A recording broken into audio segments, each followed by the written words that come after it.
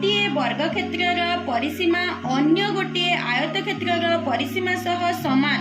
आयत क्षेत्र दैर्घ्य और प्रस्थ यथाक्रमे 12 सेंटीमीटर और 10 सेंटीमीटर हेले उपरोक्त वर्ग क्षेत्र क्षेत्रफल केते? पिला माने एठारे कोन अछि? एठारे अछि आयत क्षेत्र परिसीमा जहा वर्ग क्षेत्र परिसीमा मध्य ताहा। तेबे आयत क्षेत्र दैर्घ्य अछि 12 सेंटीमीटर एवं प्रस्थ देछि 10 सेंटीमीटर। आयत क्षेत्र परिसीमा बाहर करिवार सूत्र कोन? आयत क्षेत्र परिसीमा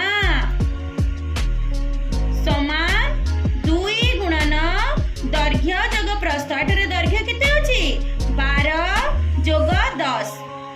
तेबे 2 गुणन 12 जोग 10 केते? 22। तेबे 44 वर्ग सेंटीमीटर। तेबे एठारे दत्त कोन अछि? आयत क्षेत्र परिसीमा जहा वर्ग क्षेत्र परिसीमा मध्य ताहा। आयत क्षेत्र परिसीमा बाहरला 44 वर्ग सेंटीमीटर। तेणु वर्ग क्षेत्र परिसीमा मध्य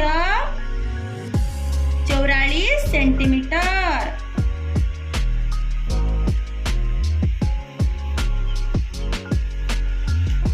वर्ग क्षेत्र परिसीमार सूत्र कोन?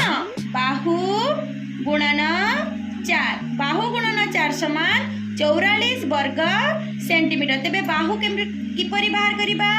बाहु समान 44 विभक्त 4 कारण 4 एठारे गुणन हेछि आर पटक गले ताहा हरण हेबो। 44 को 4 हरण कले 11 सेंटीमीटर। तेबे वर्ग चित्रर बाहु केते बाहरला? 11 सेंटीमीटर। वर्ग चित्रर 4 बाहु समान तेणु 4 बाहु 11 सेंटीमीटर।